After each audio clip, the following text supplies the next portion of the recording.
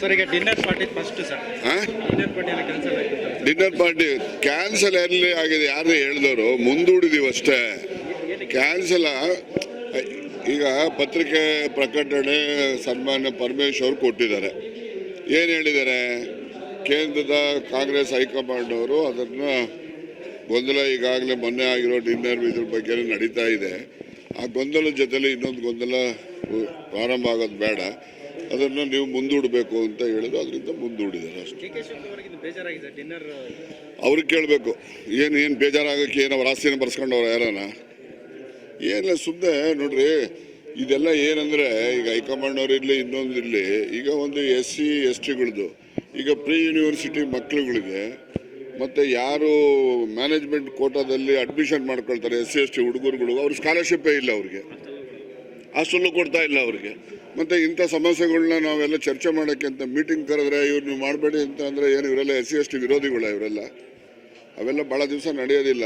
ಈಗ ನಾನೇ ನೀನು ಹೇಳಿದಲ್ಲ, ಹಾಸ್ಟೆಲ್ ಸೀಟು ಕೊಡಲ್ಲ ಅವ್ರಿಗೆ, ಏನೋ ಸೀಟ್ ಸಿಕ್ಕೋದಿಲ್ಲ. ಯಾರೋ ಒಬ್ಬರು ಸಣ್ಣ ಪುಟ್ಟ ಸಾಲ ಮಾಡಿ ಅವನು ಮ್ಯಾನೇಜ್ಮೆಂಟ್ ಕೋಟಾದಲ್ಲಿ ಅಡ್ಮಿಷನ್ ತೊಗೊಂಡ್ರೆ ಅವನಿಗೆ ಸ್ಕಾಲರ್ಶಿಪ್ ಇಲ್ಲ, ಹಾಸ್ಟೆಲ್ ಸೀಟ್ ಇಲ್ಲ ಅಂದರೆ ಇದು ಜ್ವಲಂತ ಸಮಸ್ಯೆ SC ST ಮಕ್ಕಳುಗಳಿಗೆ ಇರ್ತಕ್ಕಂಥದ್ದು.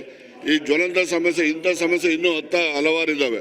ಇಂಥ ಸಮಸ್ಯೆಗಳನ್ನು ನಾವು ಚರ್ಚೆ ಮಾಡಬೇಕು ಅಂತ ಹೇಳಿ ಒಂದು ಸಭೆ ಕರೆದ್ರೆ ಅದಕ್ಕೆ ರಾಜಕೀಯದ ಲೇಪನ ಕೊಟ್ಬಿಟ್ಟು ನೀವು ಮಾಡಬೇಡಿ ಮುಟ್ಟಬೇಡಿ ಅಂತೆಲ್ಲ ಹೇಳ್ತಕ್ಕಂಥದ್ದು ಇದು SC ST ಸಮಾಜಕ್ಕೆ ಮಾಡುವಂಥ ಅನ್ಯಾಯ. ಇದು ಯಾರು ಮಾಡಿದಾರೋ ಅವ್ರೆಲ್ಲರಿಗೂ ಅನ್ವಯ. ಅದು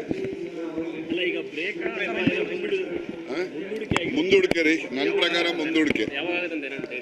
ಡೇಟ್ ತಿಳಿಸ್ತೀವಿ ಮುಂದೆ. 13ನೇ ತಾರೀಕು ಮುಂದಿನ ತಿಂಗಳು, 13ನೇ ತಾರೀಕು ಮುಂದಿನ ತಿಂಗಳು ಚಾಮುಂಡಿ ಅಲ್ಲ, ಇದು ಬಿಳಿಗಿರಿ ರಂಗ MMLsಲ್ಲಿ ಕ್ಯಾಬಿನೆಟ್ ನಡೆಯುತ್ತೆ. ಚಾಮರಾಜನಗರ ಡಿಸ್ಟ್ರಿಕ್ಟ್ಗೆ ಮೊದಲು ಹೋದರೆ ಅಲ್ಲಿಗೆ ಮುಖ್ಯಮಂತ್ರಿ ಸ್ಥಾನ ಹೊರಟೋಗ್ತದೆ, ಮಂತ್ರಿ ಸ್ಥಾನ ಹೋಗುತ್ತೆ ಅಂತೇಳಿ ಹುಡ್ಸಿದ್ರಲ್ಲ. ಈಗ ಕ್ಯಾಬಿನೆಟ್ಟೇ ಅಲ್ಲಿ ಮಾಡ್ತೀವಿ. ಅಲ್ಲಿ ಮುಂದಿನ ತಿಂಗಳು 13ನೇ ತಾರೀಕು ಕ್ಯಾಬಿನೆಟ್ ಸಭೆ, ಸಂಪುಟ ಸಭೆನ ನಾವೇನು ಗುಲ್ಬರ್ಗದಲ್ಲಿ ಮಾಡಿದ್ವೋ ಹಾಗೆ ನಾವು ಅಲ್ಲಿ ಇದರಲ್ಲಿ ಮಾಡ್ತೀವಿ, MMLsಲ್ಲೇ ಮಾಡ್ತೀವಿ. ಅದು ಮಾಡ್ತೀವಿ, ಅಷ್ಟೊಳಗಡೆನೆ ಈ ಸಭೆಯನ್ನು ಮಾಡ್ತಕ್ಕಂಥದ್ದು, ಇಲ್ಲಾಂದರೆ ಅದರ ನಂತರ ಮಾಡ್ತಕ್ಕಂಥದ್ದು ಅಂತೇಳಿ ತೀರ್ಮಾನ ಮಾಡಿ ತಿಳಿಸ್ತೇವೆ. ಯಾವ ಎಕ್ಸ್ಪ್ಯಾನ್ಷನ್ ಇಲ್ಲ, ಯಾವುದು ಇಲ್ಲಿ ನಡೀರಿ, ಯಾವುದು ರಾಜಕೀಯ ತೀರ್ಮಾನಗಳು ಯಾವುದೂ ಇಲ್ಲ. ಯಾರು